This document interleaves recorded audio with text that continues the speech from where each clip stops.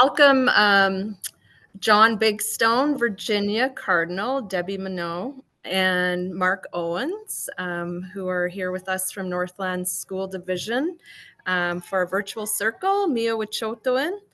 Please correct me in my Cree pronunciation if I said that incorrect, or Miyo Wicehtowin. Building relationships through school community. We're going to start off in a good way with our elder and with us today here. And Debbie is going to be offering protocol where she is in Treaty 8 territory. So I think... Thank you so much. So I just wanted to say, all of you. I'll just do a little bit of an introduction of myself. I have been involved in improving educational outcomes for Indigenous students for the last 30 years in the classroom, as a school administrator, as a government education manager, a curriculum developer, and a divisional leader. So my name is Debbie Minot. I'm the Director of First Nation Métis and Inuit Education with Northland School Division. I work and live here in Wabasca, contributing to our board's vision of excellence in Indigenous relationship and leadership and learning. I provide guidance, instruction, and direction pertaining to Indigenous matters in education. So today, this collaborative partnership with CAS aligns with reconciliation education that sustains respectful relationship between school authorities and local Indigenous communities. As a testament to my former work between Alberta Education and Dr. Nancy Spencer-Potro's vision to implement and honor the TRC Commission action and the Northland Community Engagement Framework of Kids First, as a manager, I went in to visit all communities in Northland. So I have a lot of my energy commitments to this division. I'm honored to share what I have learned and experienced in my Miyo Wicehtowin, and that is through community voices. I'm inspired by the Superintendent Cal Johnson's reciprocal building of relationship with Indigenous families and community members, empowered by his commitment in achieving student success by recognizing and understanding their real life connections. Together, we will create multiple learning pathways to help preserve and revitalize Indigenous languages, cultures, and traditions with local partnerships. It is our pleasure today to introduce two local Cree elders who will speak and guide us into a virtual circle on the topic of reciprocity in relationships. Our first lesson for you all is to offer this sacred tobacco on behalf of CAS and Northland School Division partners. We're asking for prayers and a song to guide our thoughts and our hearts. And through the sharing of your wisdom, we are hoping that we'll come to know, be in relationships with one another, gain insight on how to honor cultural protocol, and to help to impact our school communities and staff and student learning. So with this offering, we're asking for us to start with ceremony, and the ceremony is in prayer to guide us through the learning that we're having today. And at the same time, a song to open up our minds and our hearts and our spirits so that we'll be active listeners. Thank you for that beautiful prayer and song. Thank you for sharing it with us virtually and in the space you're in. It's much appreciated, much gratitude. My name's Crystal, and we have Diane Rolson here as well, helping to host this webinar with our guests from Northland School Division. Before we get started, though, we would like to start off by offering a land acknowledgement from Diane. And thank you, Elder John, for that beautiful prayer and song. What a beautiful way to begin. So Oki I Damix Ganatani Dadanastara Ambawastich Tanche. Bonjour, hello. So my name is Diane Rolson, and I'm just so pleased to be co-hosting with Crystal this afternoon and to be able to acknowledge the land. And I offer greetings today in the languages of the first peoples of the place where I was born and where I am speaking to you from today. Mokinstis, the Blackfoot word for elbow, the place where the elbow and the Bow rivers meet. I've also learned that the Tsuut'ina name for Calgary is Gutsista, and the Ieihtka Stony Nakota name is Wichishpa. I'm a white settler with French and Icelandic roots and a visitor in this place. And I'm also working as a consultant with CAS, the College of Alberta School Superintendents. And CAS exists throughout the province. So I am very fortunate to have learned from many elders and knowledge keepers over time, particularly during the time I spent with the Calgary Board of Education, about how important it is to acknowledge the land where we gather and the first peoples who traditionally lived here.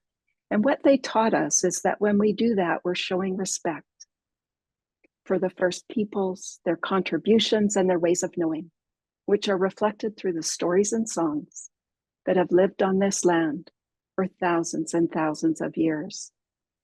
And I feel very honored to have just heard one of those songs.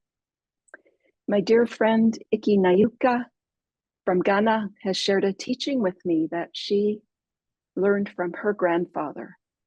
And what she passed on to me is that land acknowledgement is not something you do. It's something you feel. And so some of what I am learning to feel and get more in touch with is how greatly I have benefited from land that was taken from Indigenous peoples. And Dr. Verna St. Denis is an anti-racist scholar and someone whose work I just love. She has taught me so much. And she said this is something that we must acknowledge and face, the truth of land being cleared so that some of us could have a good life. So I am committed to learning more about this truth and the great benefit that I continue to enjoy in this place that I call home, and to learn what that means for my responsibilities. And so I work each day to build my literacy in anti-racism. And my dear friend Laurie Pritchard, who is Métis and Ukrainian, has taught me that when we acknowledge the land, we must also share a commitment to action, which is why I've shared that with you today. So as we begin, I share the acknowledgement of land from CAS as a provincial organization. I acknowledge that we collectively are on traditional territory, gathering grounds, meeting place, and traveling route of the Treaty 6 First Nations, the Cree, Saulteaux, Blackfoot, Dene, and Nakota Nations, Treaty 7 First Nations, the Blackfoot Confederacy of the Siksika, the Ghana and the Piikani Nations, the Ieihtka Stony Nakota Nation of the Chiniki, Bearspaw and Goodstoney, and the Tsuut'ina Nation. The Treaty 8 First Nations of the Cree, Denetha, Deneja, and Denuselena Nations, and the traditional homeland of the Métis Nation. We acknowledge the many First Nations, Métis and Inuit, whose footsteps have shaped this land, and those of the present and future who will continue to shape it for centuries to come.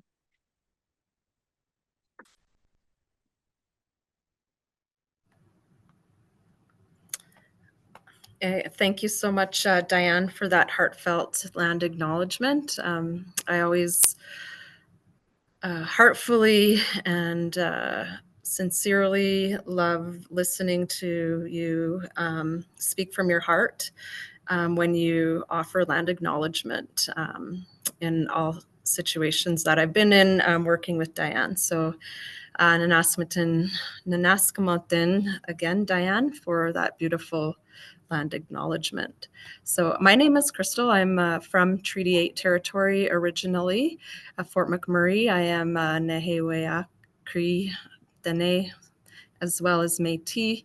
And I'm talking to you from Rocky Mountain House, Treaty 6 territory, where I work as an Indigenous education specialist. And I'm happy to be here supporting Cass today in these webinars. So we are going to start with a virtual circle to add another frame to us gathering here today from across the province, wherever we might be at this time. So I'd like you to, if you need to, close your eyes or just take a look at this picture that we have in front of us, a scene of a fire pit with beautiful grandfather rocks, asani surrounding the fire with the teepee in the background, the sun setting or rising between the trees. So imagine that we're actually together in this space outside, and we're gathering around this fire to connect with each other on the land and build relationship in a good way, not only with each other, but with the land. So imagine you're wherever you want to be in this circle, you find a spot. If you know anybody here in this circle, maybe you're sitting or standing next to them. So find your place here. And as we gather in this circle, and you can imagine where you might be placed around the fire, we're going to prepare to listen, connect, learn, and reflect in a space beyond the building that you're in, beyond the screen that brings us here and beyond your office space. And so now that we can imagine that we're here together on the land, and even though we are in this virtual circle, we're going to take a moment to visualize and imagine a place that brings you peace, comfort, and joy within your own daily lives, or a place that you might go to on the land that brings you comfort and joy. So we'll go to the next slide. All right, so we're going to, again, using our imaginations, imagine we're in this place together. I chose this scene of a river, a babbling stream. It's a sunny day, the water's clear, all right, and we want to have the opportunity to just really disconnect from our office space. So we're in a serene place with this gentle stream. As we're playing this soundscape, I want you to really take a moment to imagine you're deeply breathing in the fresh air. So you're taking some deep breaths in. Try it right now, and out, and you're going to connect with the sound of the natural world. So as we listen to the soundscape for about a minute, if you'd like to close your eyes or just look at the stream, really consciously take those breaths in and take yourself to a place that brings you joy on the land.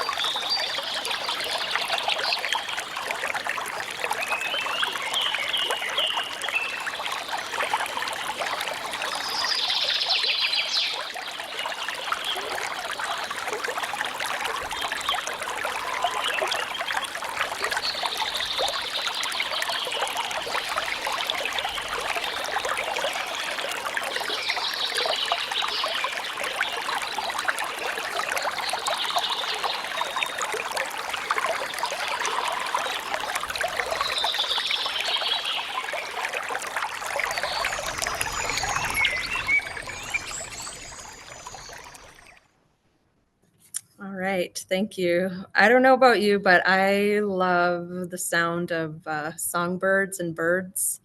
It really brings me a lot of joy to hear that sound. So welcome you all here. Hopefully you had a moment to try to connect with the land and from your heart and bring you a moment of peace in our everyday busy lives as educators. Sometimes, we want to practice Indigenous pedagogy, but it can be hard for us to take that time to disconnect and reconnect with the land to help us bring healthy spaces to our students as well. So I'd like to start off by inviting you to look at this graphic. One of the initial pieces of work that CAS did, it started to do a few years ago, was build a digital guide online through the CAS website called A Guide to Relationship and Learning with Indigenous Peoples of Alberta. This guide was created intentionally to, again, have a strong connection to the land. The birch tree was chosen as the concept for this guide to remind us of our deeply rooted connection to the natural world. We are all related, or Wicehtowin in Cree. The trees are our relatives with roots. A tree is often used as a symbol of holistic learning models that can redefine how success is measured within our educational ways of looking at our students and connecting with our students. The birch bark tree, like many other trees that are indigenous to these lands, are used for ceremony, medicine, shelter, food, transportation, art, tools, cooking, construction, and our survival. The birch tree's legacy represents our connection to land, language, life, our spirituality, our traditional engineering, our sciences, art, culture, education, and our worldview. Trees connect each and every one of us to each other through our breath. We share breath, and the trees help bring us together to do that. The symbol of the tree reminds us that although we may be often stuck behind computers or in our square spaces, it's important to acknowledge that we connect with the land, we appreciate the land, and we always turn back to the land. This original digital guide and the link, I believe, will be put in the chat if you haven't used the Guide to Relationship and Learning with Indigenous People of Alberta. We'll put the link in the chat for you to access it at your leisure. So this one was created in 2019 and we updated it in 2022, and it may continue to grow as we move forward in this important work. The guide itself is a starting point or an added resource for leaders for both their personal learning journey and leadership actions. It offers an introduction to foundational background knowledge, and it will continue to grow just like that of a tree that is being nurtured. It was developed to support members as system leaders to begin the process of deepening their understanding of foundational knowledge. The guide is like a branch, a leaf, and it's a small part of the bigger picture or the whole tree, and only a small piece of the forest. The leaf connects to the branches, seeds, bark, trunk, roots, and all that nurtures and sustains and connects us. It's used to help activate and or support the building of our foundational knowledge. Again, the intent of the site is only a small piece of building foundational knowledge, building, fostering, and maintaining relationships. Relationships include relationship with each other and the natural world. It can be a support for those beginning their journey, learning journey, entering into the relationship with First Nation, Métis, and Inuit in their community, and those who have already began building relationships, and those who are working to repair relationships. So just in the spirit of strengthening relationships and to move into our webinar for today, we wanted to highlight 3 additional resources that flow from the beautiful leaves of the birch tree. And so I know that Rogan will add those 2 into the chat, and we just really encourage you to explore them. One of them is a virtual circle webinar that Crystal and I hosted last spring with 3 elders and a knowledge keeper. One is an e-leadership guide connected to supporting Indigenous success. And then the third is a leadership guide that holds video stories, and it is focused on education service agreements. And you may or may not be familiar with education service agreements, but they are agreements that are put in place between First Nations and provincial school authorities. So this is just giving you a bit of a view of what you would open up to if you were to explore this resource. And I simply wanted to highlight that it is filled with heartfelt and honest guidance from Indigenous leaders who have offered guidance to those in provincial schools. And they do it with great wisdom and great love. So you'll find within this guide a video series with Bill Shade, who's superintendent of Stoney Education Authority, where he offers just deep wisdom about how to establish and sustain respectful relationships. And you'll also find a beautiful video series with Tsuut'ina Nation, the education department, along with Rocky View Schools, Calgary Catholic Schools, and Calgary Board of Education, and they share together their story of learning. So we simply wanted to highlight that this webinar exists within those branches and leaves. And with that, I am just delighted to invite Debbie to introduce yourselves and invite the elders into this conversation today. Okay, so we have a topic today that we are going to share with you. It's called Reciprocity Guides Relationship Building. And the builders that are here today, I'm going to start with their introduction. So if you can go to the next slide here. I gave you the intro of who I am, the work that we do. And so today now we have the opportunity to introduce Virginia Cardinal, is a member of the Bigstone Cree Nation who resides in Wabasca. She attended 9 years of residential school, but didn't lose her fluency to speak the Cree language. Her mother ensured that she had a solid foundation that connected her to her Cree culture, language, and land. Virginia continues to be inspired by the legacy of her late mother's work in education, child services, and in community leadership. She too has been involved in education since early 1970s, working in her home community. She spent many years attending training workshops to acquire the skills to work in diverse assignments. These roles exposed her to her political connections to improve services for her Bigstone Cree Nation community. Her 40 years of service in Northland School Division has inspired many students, parents, staff, and community members with a desire and a passion to relearn their language, land relationships, traditions, and building of community engagement. She currently works at St. Teresa School, teaching the Cree language and liaising in her community. She also is a resource elder who takes pride in her culture as a grassroots person.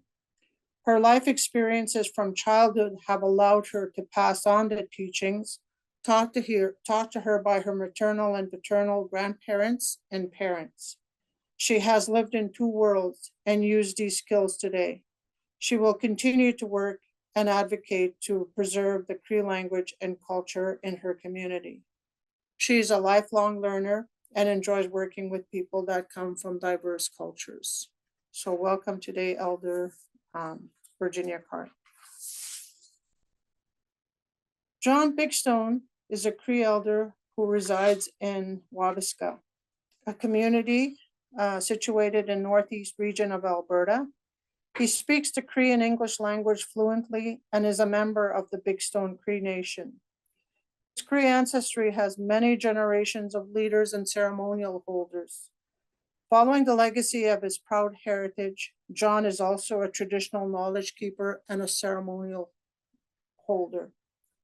His professional background includes a Bachelor of Social Work degree from the University of Regina, Saskatchewan. He was instrumental in the development and management of the mental health program for the Bigstone Cree Nation. He was a mental health counselor for many years. He has a background in individual, family, and group counseling. He has spent many years training as a healing and wellness workshop facilitator. He has extensive experience working with First Nation communities. John is also a Reiki master practicing the art of energy healing. He is also a member of the Elders Committee for the Bigstone Cree Nation Restorative Justice Program. John is a residential school survivor. At the age of 6, he entered the St. Martin Residential School, where he was a resident for the next 7 years. While in that institution, he was mentally, physically, and emotionally abused. Following the trauma of this experience, he led a life of self-destructive behavior. 35 years ago, John went on a quest to find his woodland Cree identity. His search led him back to his traditional Cree lands, teachings, and ceremonies. And he began his healing, his childhood emotional wounds and traumas as he learned about his place in creation and the sacredness of all life. John is passionate about his teaching and cares deeply about Mother Earth and all that dwells upon her. He walks his life's journey based on the spiritual principles of love, kindness, compassion, respect, humility, and courage. The teachings that he shares reflects his philosophy. So with that, we're going to go into the questions that each of are going to relate to what they'll be sharing in the teachings that we have today. So basically what I'll do is I'll just moderate by asking the question, and then they can either take turns or guide me to move on to the next slide. So why is teaching about reciprocity important in school community?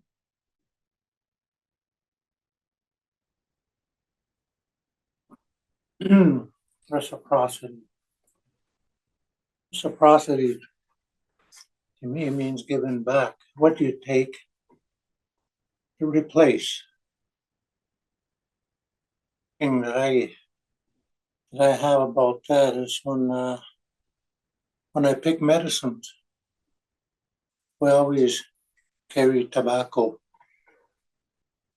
and we put the tobacco down before we take the medicine plant.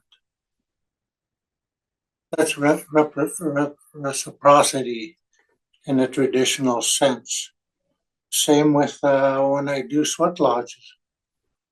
That sweat lodge was placed before me to use, not only for myself, but to help others. So I receive that gift. In return, I give the gift back to the people who can heal from that ceremony. That's reciprocity as well. I give of myself. I never ask for any payment or anything to do a sweat lodge. That's my part, to give of myself, to work around the lodge, to prepare the lodge, but without complaint. I did that for many years as what we call an escapio, a young helper. I wasn't young at the time, but it's what we call us. So at the time, I was already in my 30s when I started. Like my bio says, you know, I was much younger back then and more able and more stronger, and I could handle it. Nowadays, I need an escapio to help me. But when I started off, you know, when I started escapio, I gave of myself. For many years, I worked around the lodge, preparing the lodge, cleaning the lodge, splitting the wood, taking the rocks in and out of the lodge. All of that. In return, I got spiritual guidance.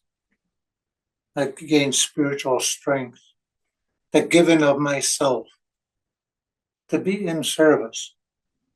In return, I gained that spiritual understanding and health, and how to share with people. To me, that's what reciprocity is. And in return, the grandfather spirits offered me a lodge. That's reciprocity is most, sacred, I guess. They saw all the hard work without complaint that I did for at least 20 years. I helped around the lodge without being asked. And the grandfather spirit saw this, grandmother spirit saw this and said, now you're now ready to lead a sweat lodge, to lift a pipe, to sing the songs. That's reciprocity. They gave back all the work that I put towards the helping and the benefit of others. And it's not an easy path. There's many examples of reciprocity I could share in my own life. I've always been a helper. That's one reason why I became a social worker. Social work, but I also have administration as well. So I'm one of these elders that's educated in both traditional spiritual values, practices, as well as a Western perspective. So I meld them together and walk the middle path. I use both. And I got to know my audience as well. I need to know my audience. Who am I talking to? Are these traditionally minded people, or do they seek understanding? I need to understand that so that I'll know what to share. I'm very good at reading people's energy. That's why I made a good counselor. I was a mental health therapist for many years. And then I didn't do a facilitating workshop, always giving to what life has given me. That to me is reciprocity. There's many examples of that in everyday life. People that are out there helping, volunteering without expecting any payment. That ultimately is reciprocity. And education-wise, how do we teach that to children? Example. By us living that lifestyle as well, living by example. Just because you're a director, manager, principal, you should be out there piling those chairs, cleaning the floor, mopping the floor. That is a true leader. Not afraid to roll up their sleeves and show the children how it's done. Important. That's why our kids are so lost nowadays. Buddy has taught them that you have to earn what you get in this life. Parents, elders, caregivers, teachers, we have to show them how it's done. So in return, they will do the same when they're growing up and have their own children. I'll stop there for now. It's probably something else, because I don't have a script when I speak. I have a lot of knowledge in my head, but sometimes it gets scrambled in there. So I could talk all day. Yes, John. You're familiar with that? Well, they call me long-winded, so I really watch sometimes. Yeah. It's all of these words as well. There's really and they're like reciprocity. Only closest word that I can come up with. Ni so hamuate sino. Ini so hamuate sino. Matsuga kista kaniso hama. In Cree, just helping people. Long time ago, if somebody killed a moose, they always had hunters that specialize in hunting in a clan, tribe, what have you. When a hunter killed a moose, he shared with the whole community. That's kind of lost now. But back in the day, what was the reason behind this? For one, survival. Reciprocity. When the next hunter over here, next lodge kills a moose, you're guaranteed that you will eat. That's reciprocity. If they have something to give, they'll share. It's about sharing, generosity, supporting one another, because it meant survival, and it's also one of our most sacred virtues that we had as people. And sharing, loving one another, and nobody went hungry.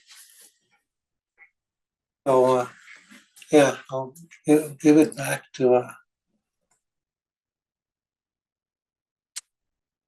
Virginia. What does it mean to give something back in return for gifts received? Well, in that line of work that I do,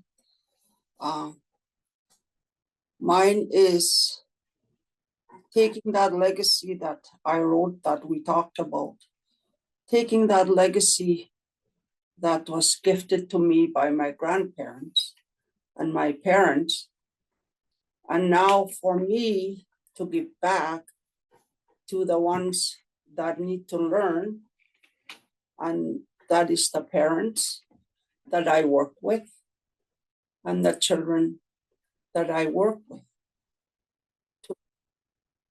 I feel that's my obligation now as a resource elder, that these gifts that I have must be shared with the children.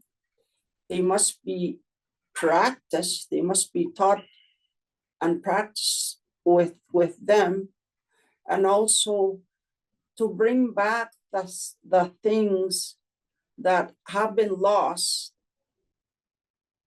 within our life, I guess, as have been assimilated. And those are the things that we need now to bring back, because if we don't bring them back now, then we're not filling that obligation. Like my mom has always told me, now you have these skills, and that goes back to the sharing of the knowledge, the caring, all the virtues that we have, that humility, that we are the same as everybody else. So I'm not above the child, neither am I above the elder, but equality. And that's what we need to teach our children, for them to be resilient. So with that comes building character and identity, because we need to reteach it. Like myself as an elder now, having lived in both worlds, I have to unlearn, and I had to relearn the things that were kind of lost in the two worlds that I've lived in. So part of my job is reteaching myself and teaching the students and the parents that I work with. To me, that's reciprocity. Is I'm going to give back what I've learned within the legacy that was left for me. Awesome. Very good answer. Next slide. How do we embrace relationships? How do we embrace relationships in terms of how we give to each other a practice of reciprocity? So you talked about how we have to embrace this relationship, the ဣＨጄჰ투이հ. So how would we go about doing that in terms of how we want to work with each other? I think foundation in any relationship is the relationship, right? So how do you have a start? How do you embrace a relationship? Is trust and respect, in my mind, are the foundation of any relationship. Because trust. So if you don't have respect for somebody, you cannot build a foundation of trust in that other individual. It doesn't matter. It could be a family, a nation, because we've seen a lot of the transgression on Native Indigenous people's rights, because the respect is not there. You cannot build trust without respect.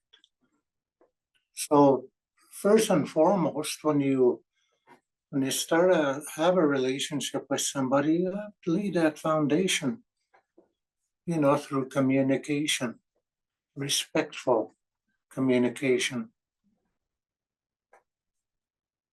From there, it builds.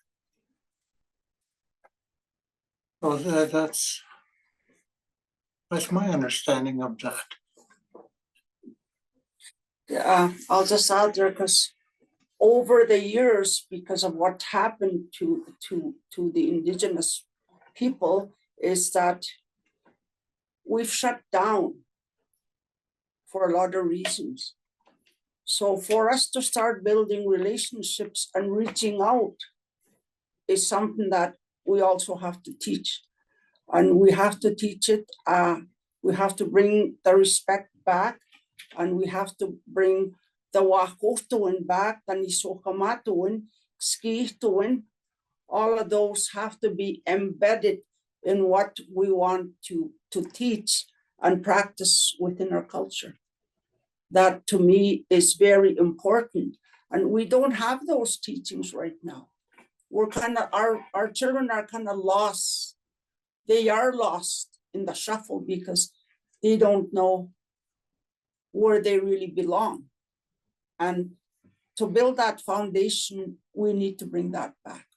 And a lot of it is done in the community. Our communities are starting to realize that we can't be divided anymore. We need to we need to regroup and start redefining what these principles were, what the teachings were. That's how I would think that I start to embrace relationships. Like 5 years ago, I did not really have the opportunity to work with elders. Now I do, because they're my teachers. That answers that. Very good answer. Thank you. Next slide. I don't know what's happening to this little, okay. So how does the school community promote cultural well-being? In this slide here, I'm actually teaching the children. It's called the Niska dance. And that happens in May is when we teach Niska. March is Niskipisim. So if you connect the teachings along with what you teach in the classroom, then the kids have a connection to the land. And why am I dancing? Well, you are dancing because now you are a geese. So it builds character in them. So to me, these type of events ties in not only education, but strengthens the Niejhiyaw, the working together, and it kind of opened the doors to the beautiful, I guess, culture we have, but we've got it contained in a classroom. So I've always taught these kind of dances, and the kids have really enjoyed it. And they do it for their own wellness. And they really enjoy what they're doing, their outfits, their dresses, their headdresses they've made, and on them, it's the picture of the geese. And the dancing motion tells them that the geese fly free. So there's a lot of teachings in this Niska dance. Can I just add a little bit? Today, our youth are lost because they don't have an identity. For one thing, they don't know who they are. You know, they don't know who you are. It's hard to lay a foundation of feeling good about your life. Where you're going? Why are you here? What are you here to do? You know, if you don't have an identity, and you know your identity has been pretty much sabotaged by the residential school and all the teachings that came from there. I'm speaking personally here. I didn't know. When I left the residential school, I didn't know who I was. I didn't know who my relatives were. I didn't know my culture. I didn't know the ceremonies were outlawed for such a long time. No, hardly anybody remembered how to do it. Not only that, we lost connection to the spirit world.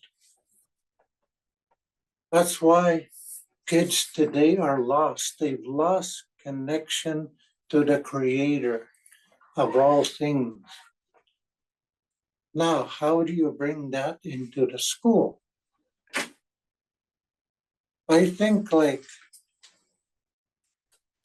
Elder Virginia was saying, you know, we need to do things like this, but explain what is the value of what this dance is about. What is it? Why do we do it?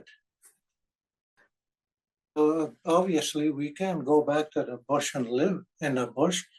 You know, there's no need to do that. You can be a spiritually minded person in modern society, you know, but you need to understand where you come from. That's the first thing I had to do. I started on my spiritual path and my traditions. I needed to know who I was. Who are my ancestors? What did they have to go through so I can be alive today? What did they sacrifice? What is my personal purpose? What am I here to do? What does it mean to be a niejhiyaw, a woodland Cree individual? What is my connection to all the forest out there, all the plants, the trees, the medicines? How do I connect with them? If I cannot connect with all of creation, that means I'm disconnected. Because when I look at a tree, I look at a flower, a blade of grass, I see the creator. Now, if you're disconnected, you can burn everything down, you know, just destroy the Mother Earth because you've lost connection to the creator, your source. I think that's a very, very important aspect of how to connect to the children, teach them who they are, show them who they are, through dances, rituals. Why do we do the sweat lodge? Why do we do the pipe? Why do we sing certain songs? So we can establish, reconnect to our source, the creator. I think one of the other things that I'm learning from John is that it's relational. It means spiritually, it's the concept of reconnecting to identity through Simun. Simun meaning that the skill of observation, knowing that the Creator has bestowed onto us the gifts of being able to have that relationship with nature. So when you see a dancer like a chicken dancer, you know the relationship that skill that dancer has to be able to have that relationship with the beings in nature, and it's gift giving. It's a way of feeling pride and joy in knowing who you are in your identity. So next slide. How do we preserve, Virginia, old knowledge held in our languages? Where do we start with that? Some people will say old Cree. What does that mean? Archaic Cree. Well, the best way that I remember the words that I speak or don't use anymore because no one really understands them, it's the old Cree, but it's through storytelling. A lot of the things that I have in me, I remember and I teach are oral stories. Because back in the days, there was no books at home. So our grandparents, our parents told us the stories, and we became very creative in our own way, because the stories that were told to us were spiritual stories, stories that taught you life skills, stories that taught you a moral, legends, and the stories that also connect with the Creator, Simantu. And that's the gap that we don't have now, because we don't have a lot of people who teach spirituality, because religion is not spirituality. It needs to be defined. And through stories are the teachings that you will hold and you will always remember. So along with the stories, then the knowledge keepers taught you everything with respect, and respect for the land, respect for you, and respect for your family. And they said that one of the biggest teachings that I carry is to accept everyone, no matter who they are.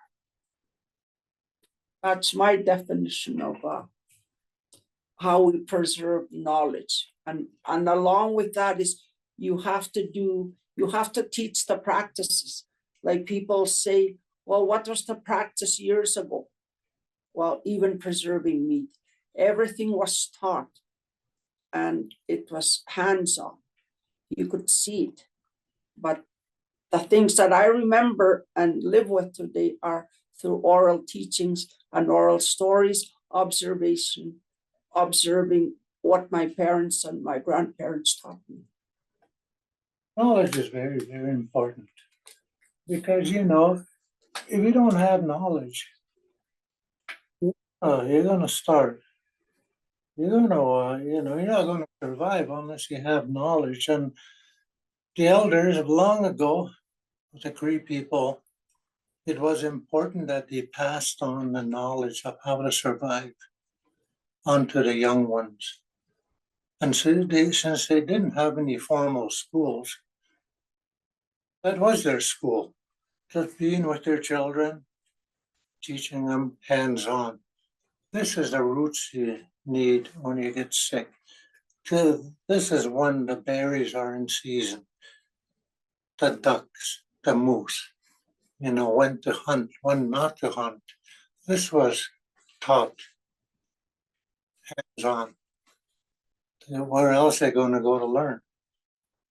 So, that old knowledge still exists in some areas. But now there's a lot of road hunters. They don't respect anything. We've lost the value respecting the animals that we harvest for food and survival. We've lost a lot of those values, those morals and ethics have been lost. Why? For the same reason. The residential school and the church brought their own belief system over here and kind of forced it onto us. So, knowledge, to me, through ceremony, I learn a lot. A good example is, sometimes I take this for granted that everybody talks to the spirit grandfathers and grandmothers. I do take it for granted. It's not everybody I can talk to them like I'm talking to you. And I'm an interpreter in a lodge called Night Lodge, Utsabachigan, it's called. And the grandfathers, we just call them grandfathers, but they're actually the creator's helpers, male and female aspects of the spirit world. Because the spirit world is more real than this reality. We think this is it.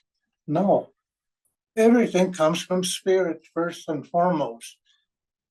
And it kind of congeals into the matter that we think is so real. It's just energy. I understand energy. I'm a Reiki master, I know how to manipulate energy to help people. I understand everything is energy first and foremost. So when I speak to the spirits, it's a great honor, but sometimes I take it for granted. And, I gain a lot of knowledge through the interpretations that I do, because let's face it, our people have lost their language. Probably 99.9% of people in the room, in the lodge, don't know their language. They don't speak it, they don't understand it, or they understand some part of it. So they ask the question in English, and then the spirit talks to me and I give the answer back in English. It's not easy. Two different parts of the brain working here. After 4 hours of this, my brain is just fried. That translation is English and Cree, not compatible. But, I do the best I can. So I learned, I gained a lot of knowledge, but how many of our youth actually had that opportunity to attend the lodge, to learn right from the spirit world? Because that's the disconnection that we have now. That old knowledge has not died, is not lost. It's still held in the spirit world. We just need to know how to access it. I think what you're saying, John, is very critical and important, that when we transfer the knowledge that we have being passed down to us from generation to generation, it always was first spiritual through oral tradition, practice through observation and listening.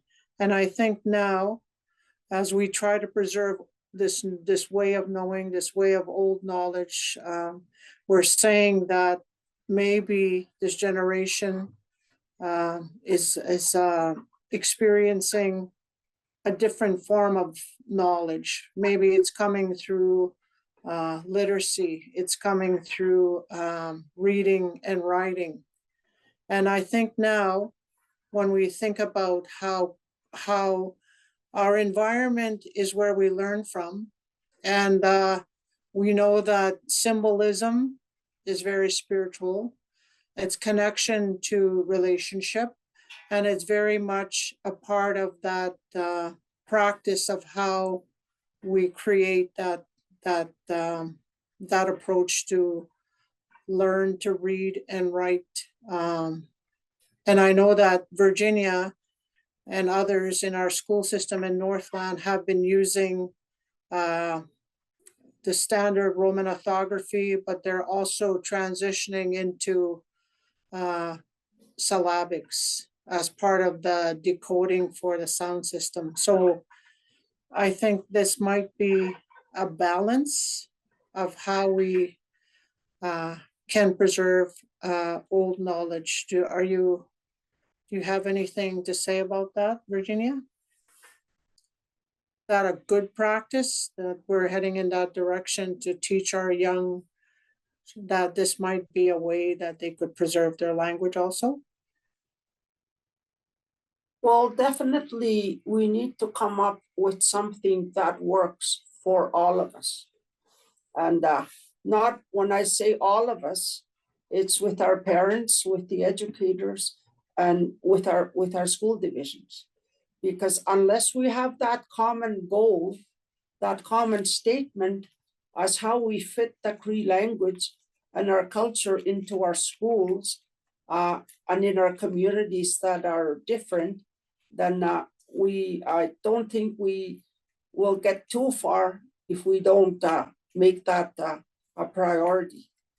So to preserve language might be the only thing for now, but I guess in the future, we need to also have a plan for the younger generation, and they have to be involved as how they think is a newer way of preserving language.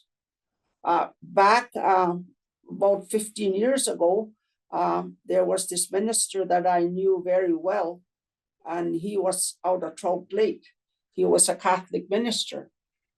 Father Paul was his name, and he called me my Noshsim, which is my granddaughter, because we connected, we used to go to workshops. So he told me, he said, Noshsim, he said, Odinigan, because he spoke very fluent Greek. He said, Odinigan, he said, Kamasin pain now, minawasag, igwa, kapik skwana awaste. So he referred to what we're doing now is educating our children through technology. So that was 15 years ago, and his name was Maswa. So we need to also include the young people. How is their best way that they are going to learn? So when we talk about youth, then we're actually asking our youth, well, how and what do you want to learn? Which could be could take them back to know who they really are, and that's their identity. Because now I hear people talk about DNA now, and I didn't hear that 20 years ago. It's now coming back. The words that I hear now were not around 20 years ago, like this, what we're talking about today. Perfect. That's a really good answer. So ownership.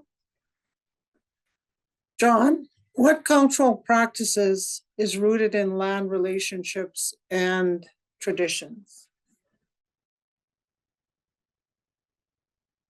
I think all ceremonies are rooted in land tradition, because our ceremonies are very powerful, because especially if you have them on the land and you have a connection to the Mother Earth, make it even more powerful. If a room is not as powerful because you're separated from your mother. That's why it's always stressed that you should sit on the land. Not in a chair, but actually sit on the land, because there's energy there. And to connect with the energy of your Mother Earth, you can have plastic in between or something else. But nowadays we've been weakened by the food that we eat, our environment, that most of us can't, bend or sit in a position that's uncomfortable for any length of time. So, that's these are the things. In a sweat lodge, you have to sit with nothing underneath you. So to connect, it's all about that connection. And it's all about the land teachings, the Nora medicines. Ceremony that we have. Like I personally use a lot of these medicines. A lot of them can heal a lot of these diseases that where the doctors are saying are incurable. Our pharmacies out there. The land is our pharmacy, but at the rate it's being destroyed, it's crazy. Yeah. We have to stop that. Without our mother, we can't live. So it's important that we have a relationship to our mother and all living things. Cutting down a tree without doing proper protocol. Don't take any willow, any medicine without reciprocity. Put down that tobacco, say a prayer, talk to that plant because it's alive. It's energy. It's part of creation. You ask for forgiveness. You ask for the blessings of that plant, whatever it is that you're taking from the land. You say a prayer, you say your intentions, and you put down the tobacco. That's the relationship that we need to have to our Mother Earth and all that dwells on her, even the animals. Because if we don't, we're disconnecting. And that's where our youth are lost. They're into technology. Their face is buried in the phone.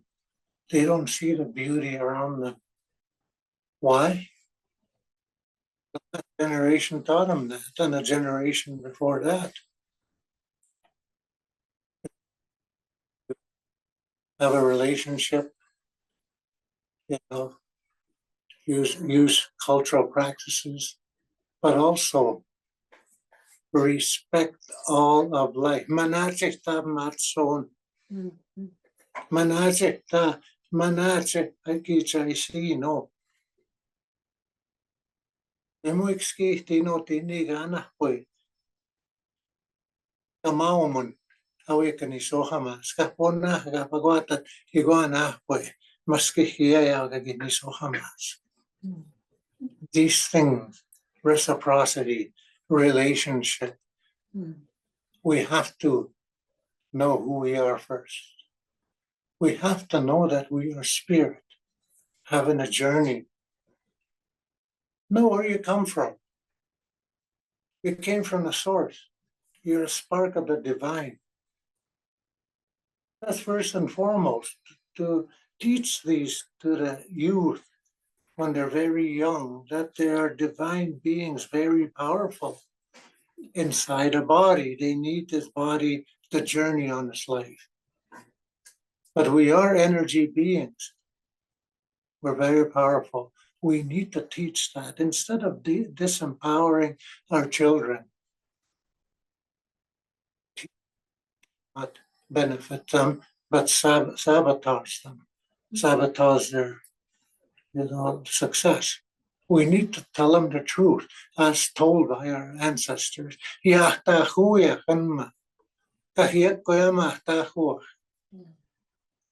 are spiritual beings. Everything has spirit. Everything moves. Everything has vibration, has energy, frequency. So these things have to be taught. Why is that these things? We call it metaphysical.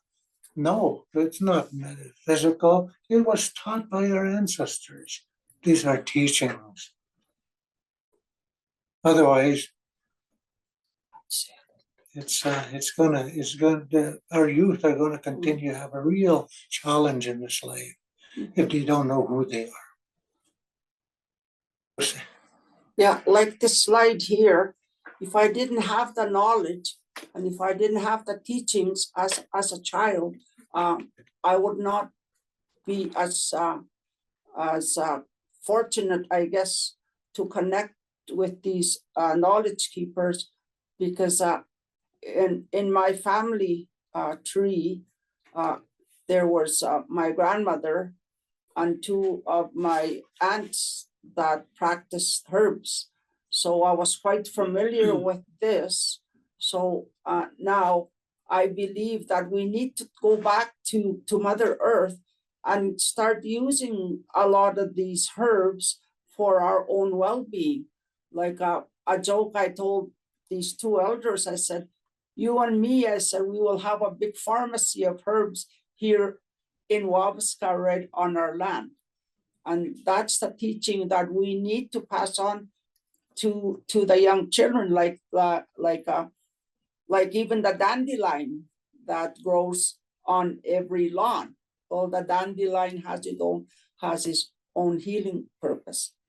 But without the knowledge, without me knowing the knowledge and these resource people, then I'm not able to bring this into the classroom unless I know who to go to. So that's why it's important to have knowledge keepers and also resource elders within the school system. Perfect, good answer. Next, please. What culture and land relationship do we need to have that's going to create a successful learning for a student? Kenya? What land relationships? Well, in this slide here, this is my Cree class, and we share with them that first of all, there is a classroom outside. A classroom is not only inside. So they get a variety of teaching here, and it's all connected to the land. That the bannock that they're cooking will actually came from the ground. So you can incorporate science into this, and you can incorporate math into this, and their vocabulary skills, because the land is the one that provides everything, like the sticks that they use. Well, you teach the children that these are the sticks that you use and they came from the land. And in here, the important teaching is here, it also connects with the season. This is the best time to do a cookout in the season, and then, like the land is changing, the leaves are changing, and above there you see the moose meat hanging. So also in the fall is where we preserve meat and families go hunting, and it's all connected with the land again. The harvesting also goes with this. With this, there's land teachings here, right? And just in this little picture here, well, there's a lot of knowledge that these kids are learning because it's hands-on to them. It's something that they're gonna remember. So this is part of what they can say, well, we had a cookout. Well, years ago, all we had was a cookout because we didn't have any stoves. So a lot of learning happens just even this slide here. You're incorporating everything. And also the resource elder in the back there also connects with the children, because she has certain teachings herself that she contributes while we're cooking bannock here. So a big part of this is the traditional practices that are held by community members in each of the subject areas. So there's always an experiential learning that can occur as we weave it through each of the curriculum and each of the strands, and learning in knowing how to do things naturally that are still an integral part of their life. And also, you teach them the recipe. Yes. So they learn about math, the measurement, and how long does the bannock?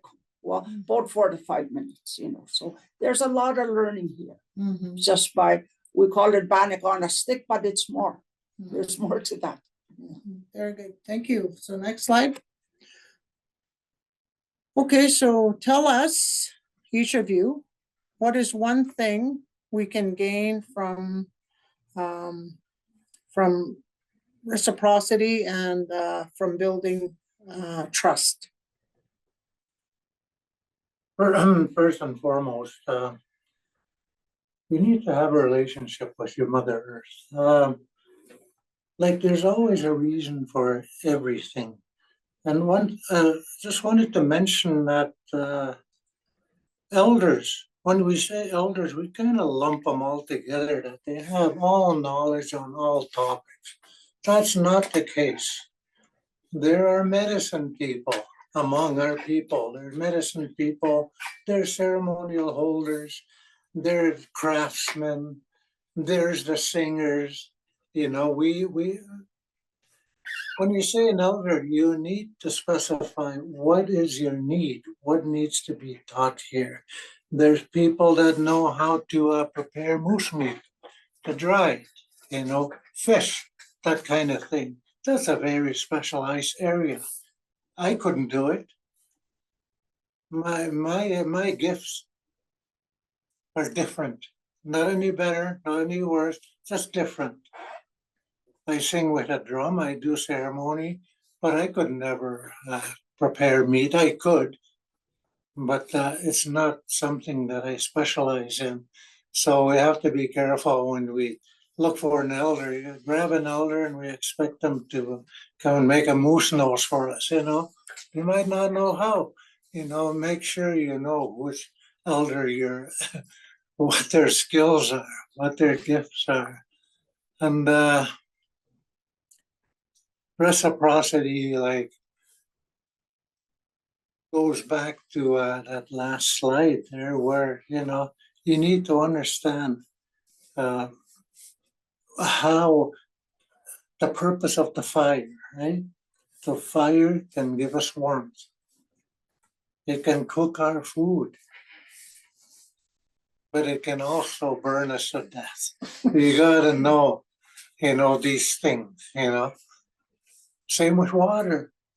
It can give you life, so you don't die of thirst. It can also drown you. You gotta know the balance of things, right? So that's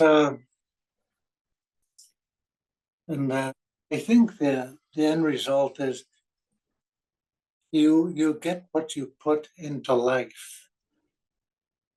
If you take something, put something back. Isn't that what the monetary system is about? Nobody wants to sit in the office all day long, go home with nothing to eat. You need money to eat. There's nothing wrong with money. It's how you use it. So that applies to anything, everything in moderation. So I don't know how that applies to reciprocity, but in my mind, you give, you put back what you take. Like these are my teachings that I've been taught from my own elders. Even elders have elders, Don't claim to know it all. I'm still learning. I'm a lifelong learner. So I learn a lot from the elders. I learn a lot from the spirit world. And when I come into something like this,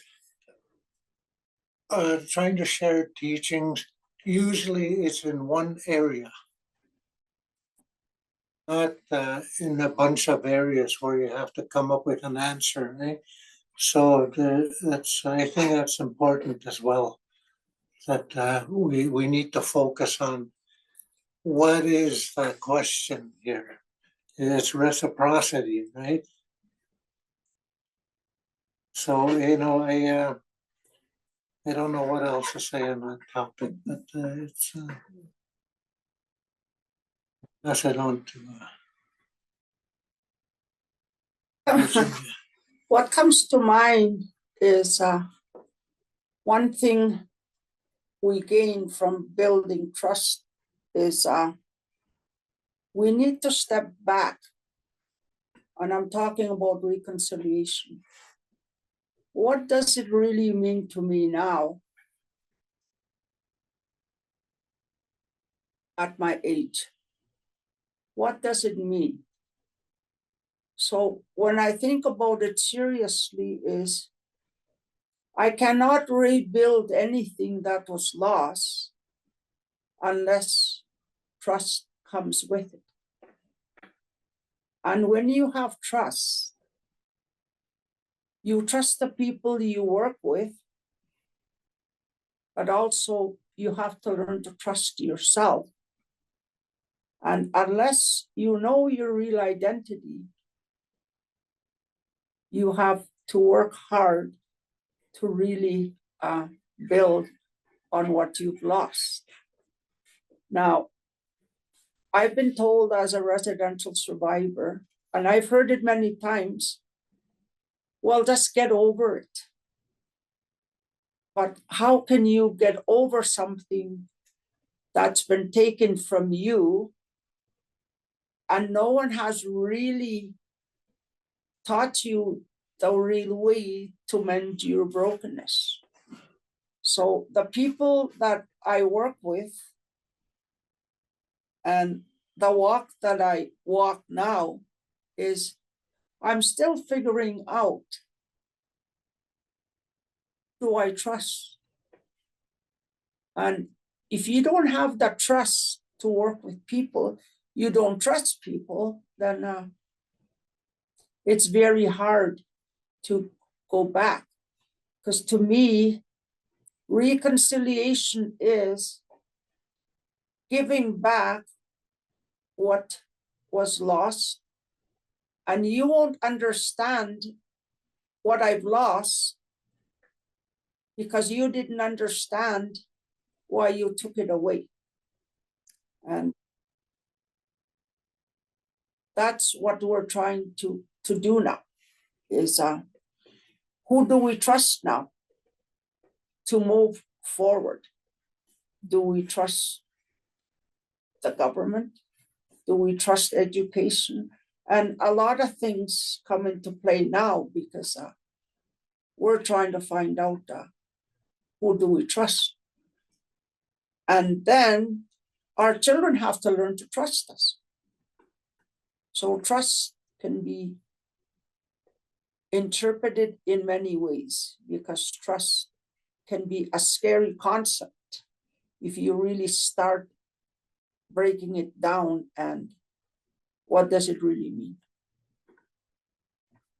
I think when you're looking at this photo, and it's very much symbolic to the Métis people in Métis Crossing. But if you look very closely, you will see the gratitude that the perspective that it carries. This symbolic animal is white. And spiritually, if Diane can recall working with the Blackfoot people, there's so much tradition and so much in terms of livelihood, that lifelong learning, that there is a relationship between the creator and the land and the people.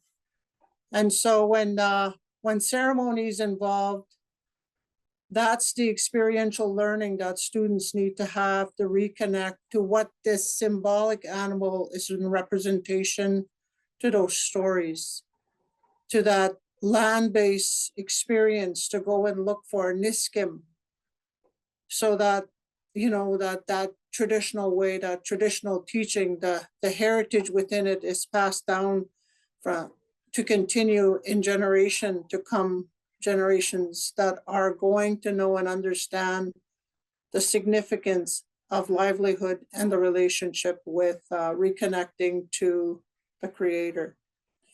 So there's lots in terms of what we're putting into practice as part of our heritage as Indigenous people.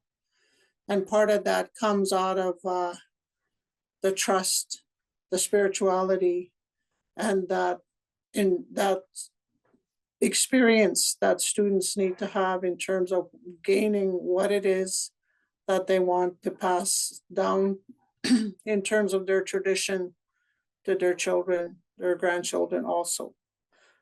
So we're coming to the end of our slides almost. So this is the last question. How do we support giving back and walking together with you? I'll start with Virginia and then finish off with John. When you say with you, who are you referring to? Walking together with you. Yeah, that would be like us walking with our partners, Northland, Okay. walking with Cass, with Mhm. Diane and her team. Yeah, Okay. that's with you. Oh. Well, Other- I have the best answer. I'm only joking. We want to hear.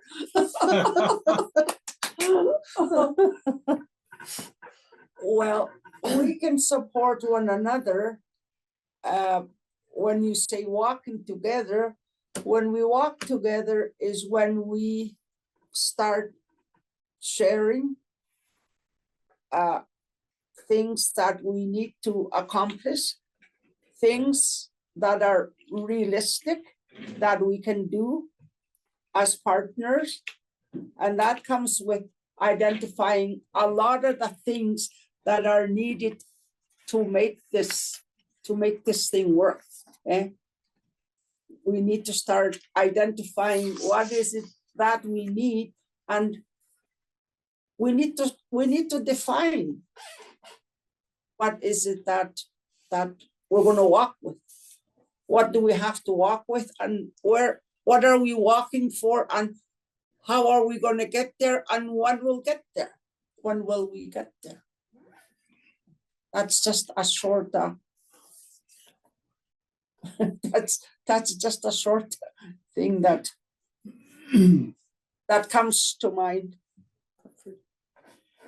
I guess the operative word is here is walking together, right? Everybody has knowledge to share.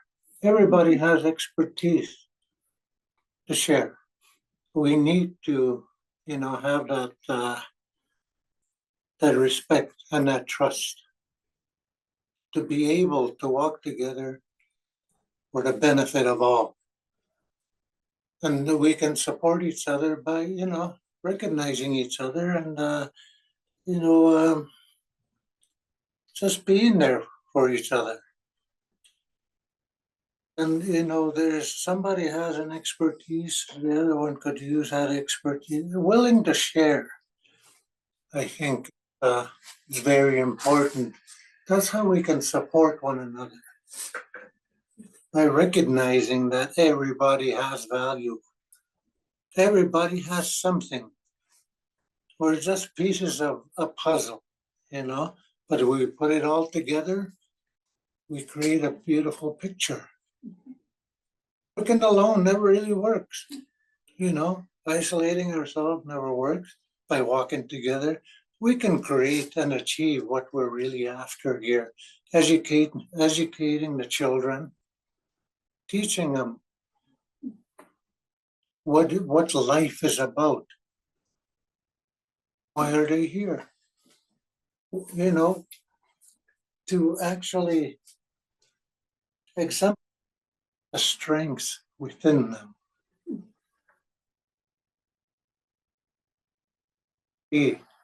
A lot of good things.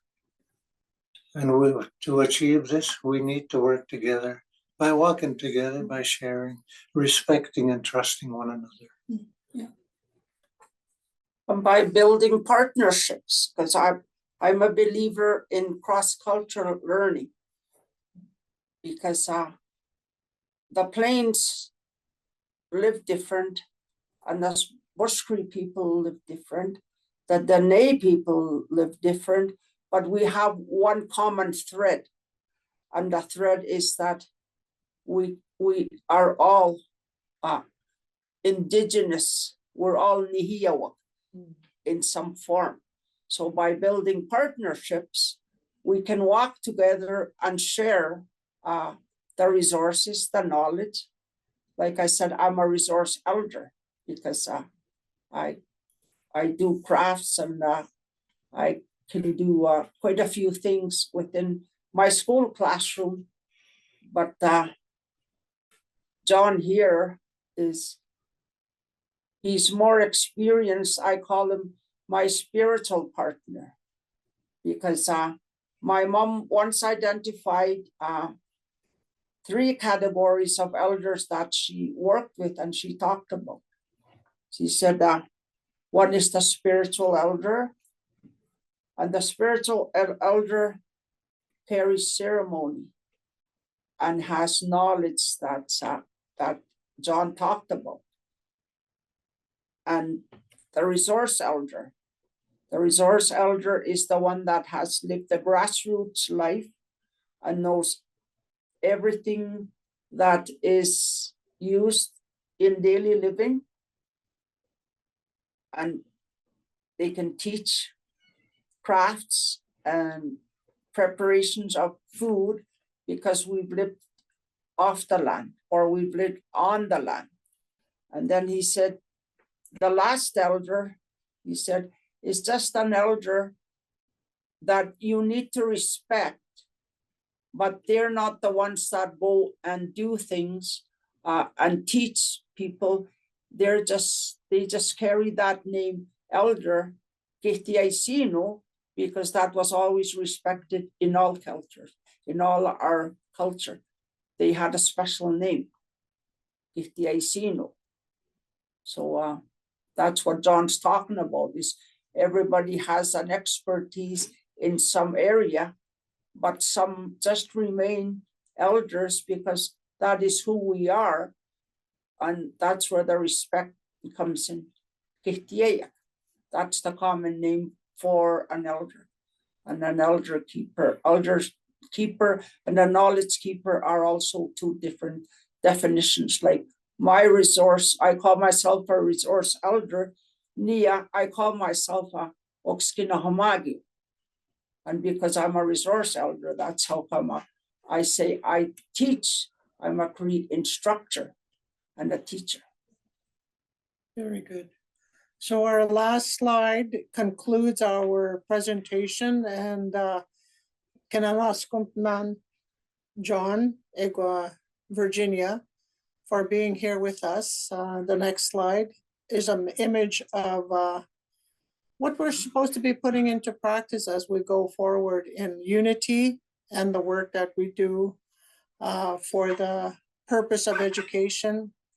And I'm really fortunate and proud to have contributed to so much work in the 30 plus years I've been involved in education, and I've had some really good relationships, and I really acknowledge and build respect for Diane's work in terms of how she's continuing this work, the vision that we had as a collective unified group in Alberta education, moving forward with a framework that was built on collaborative relationship. And so the passing of the work that we are doing here today is an acknowledgement to these 2 sitting here who are contributing as part of their community.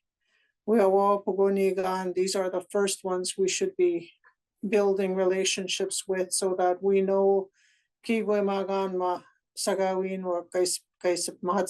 how the Woodland Cree people have lived their lives and continue to live their lives by that practice. So thank you for listening and for giving us this time to share our story with you all. Diane? Naskomten, and what a gift to be able to sit in this circle with you, and Elder John and Elder Virginia for just sharing with us through your spirit and heart. I know that I need time to really think about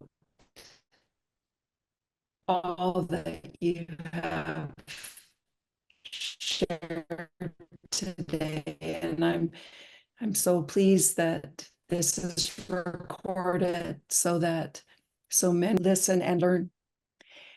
And we invite each person who has been here, who will watch the recording, to just find a way to, in your own way, your own time, to sit with what has been shared, and perhaps in the company of a place that you love. And we just ask you to consider these beautiful teachings from beautiful people, and how those teachings might lead you to action in your work with young people. And I'm going to pass it on to Crystal.